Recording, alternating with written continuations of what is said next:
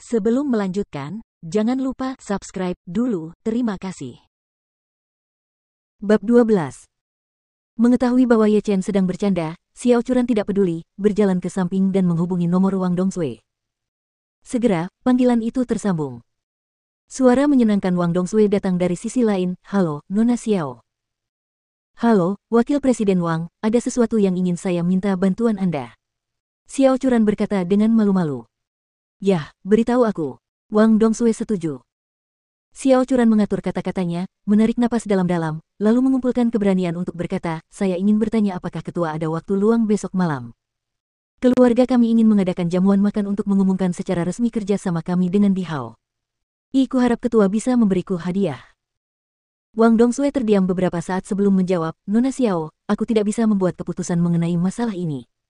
Bagaimana kalau aku menanyakan pendapat ketua untukmu?" "Xiao Chu." Ran berkata dengan hormat, "Terima kasih, permisi." Setelah menutup telepon, Xiao Churan memegang telepon dengan cemas, menunggu kabar dari pihak lain. Saat ini, ponsel Ye Chen tiba-tiba berdering. Ye Chen tertegun sejenak, dan kemudian dia mengutuk dalam pikirannya, lupa mematikan teleponnya. Wang Dongsui pasti meneleponnya untuk meminta pendapatnya. Ye Chen menjawab telepon dengan wajah tenang, "Ya, ada suara." Suara Wang Dongsui datang dari seberang, "Ketua, keluarga Xiao akan mengadakan jamuan makan besok malam. Saya ingin bertanya apakah Anda ingin pergi ke sana?" Ye Chen menjawab, "Oh, itu saja, oke, saya akan pergi." "Itu saja, tutup telepon." Setelah mengatakan itu, Ye Chen segera menutup telepon, dan kemudian bergumam, "Penjual ini sangat menyebalkan." Xiao Churan tidak curiga. Tapi kemudian ponselnya berdering lagi. Suara Wang Dongsui terdengar lagi, "Nona Xiao, ketua kami telah berjanji bahwa dia akan langsung pergi ke sana." "Sungguh bagus sekali. Terima kasih atas bantuan Anda, dan terima kasih kepada Tuan Ketua untuk saya."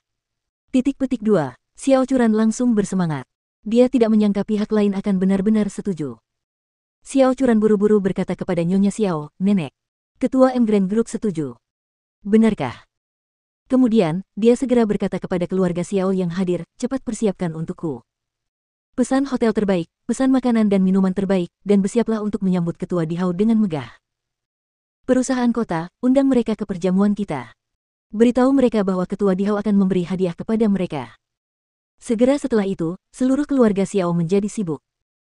Semua orang sangat bersemangat dan terus-menerus menghubungi berbagai mitra dan tokoh tinggi di kota Jinling. Ini tidak diragukan lagi merupakan sebuah kejutan. Untuk sementara waktu, seluruh kota Jinling mengetahui berita tersebut. Ketua baru M Grand Group yang misterius akan muncul di pesta makan malam Xiao Jiaming. Nyonya Xiao menerima banyak telepon berisi pertanyaan, dan dia menjawab semuanya dengan senyuman. Dia sangat bahagia hari ini, karena begitu jamuan makan berakhir besok, keluarga Xiao pasti akan menjadi keluarga paling populer di Jinling. Memikirkan hal ini, dia tersenyum penuh semangat dan berkata, "Oke, itu saja untuk hari ini. Mari kita mulai mempersiapkan jamuan makan besok." Rapat selesai. Setelah rapat, Nyonya Xiao kembali ke kantornya. Xiao Hailong memutar matanya dan mengikuti dari dekat. "Nenek, apakah kamu benar-benar ingin memberikan posisi direktur kepada Xiao Churan?" Xiao Hailong mau tidak mau berbicara langsung ketika dia berjalan ke tempat di mana tidak ada orang di sekitarnya. "Nyonya." Xiao sedikit mengernyit dan berkata dengan dingin, "Saya sudah berjanji pada Churan, mengapa saya tidak bisa memberikannya padanya?" Xiao Hailong masih bersikeras, "Nenek, kamu tidak bisa membiarkan dia menjadi direktur." Bertanya balik, "Kenapa? Dia memenangkan kontrak sebesar itu. Dia adalah pahlawan perusahaan dan pantas untuk digunakan kembali." Xiao Hailong buru-buru berkata, "Alasan mengapa Churan bisa memenangkan kontrak Dihao adalah karena Zhang Wenhao dari keluarga Zhang membantunya di belakang layar. Zhang Wenhao pergi ke rumahnya kemarin. Bagaimana bisa begitu kebetulan bahwa grup Dihao menandatangani kontrak dengan kami hari ini? Saya pikir itu mungkin karena dia ditiduri oleh Zhang Wenhao."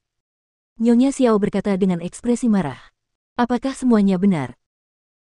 Xiao Hailong berkata dengan masuk akal, "Tentu saja benar. Zhang Wenhao memang pergi menemui Xiao Churan tadi malam. Anda akan mengetahuinya setelah memeriksanya." Xiao Hailong berkata kepada Nyonya Xiao, "Nenek, Churan adalah wanita yang sudah menikah. Jika insiden antara dia dan Zhang Wenhao menyebar, dan orang-orang mengetahui bahwa keluarga Xiao kami memperoleh kontrak dari M Grand Group melalui metode ini, di mana Xiao kami akan wajah keluarga ditaruh? Di mana wajahmu akan ditaruh?" Nyonya Xiao mengerutkan kening, sudah mempercayainya di dalam hatinya. Zhang Wenhao menyukai Xiao Churan, dia tahu itu. Saat merayakan ulang tahunnya, Zhang Wenhao juga memberinya jimat giok Buddha senilai 3 hingga 4 juta. Ini juga menjelaskan mengapa Xiao Churan bisa mendapatkan kontrak 60 juta. Kali ini, Xiao Hailong berkata lagi, jika kamu membiarkan wanita yang tidak tahu malu menjadi sutradara, reputasi kita akan menjadi lebih buruk. Saat ini, kita harus memilih orang lain untuk menjadi sutradara, dan kemudian kita juga akan meneruskannya. Penghargaan untuk menegosiasikan proyek tersebut. Pergilah ke orang lain, dan yang terbaik adalah memilih seorang pria, sehingga kamu dapat menghindari rumor sebanyak mungkin. Nyonya Xiao mengangguk ringan. Dia mempercayai 80% kata-kata Xiao Hailong. Melihatnya seperti ini, saya benar-benar harus memilih sutradara lain untuk menghilangkan rumor tersebut. Jika dunia luar mengetahui bahwa Xiao Churan mendapatkan kontrak tersebut setelah berkumpul dengan Zhang Wenhao, dia masih bisa menjelaskan kepada dunia luar bahwa dia mendapatkan proyek tersebut karena direktur baru, bukan karena penjualan daging Xiao Churan. Apalagi nenek tua itu juga punya motif egois. Dia sangat tidak menyukai Xiao Churan. Selain itu, dia selalu lebih menyukai laki-laki daripada perempuan dan tidak ingin melihat status dan kekuatan Xiao Churan dalam keluarga Xiao meningkat.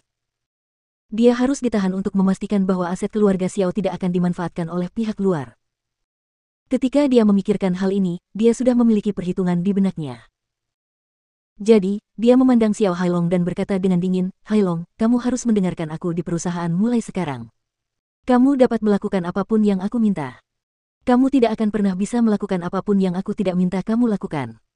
Apakah kamu mengerti?"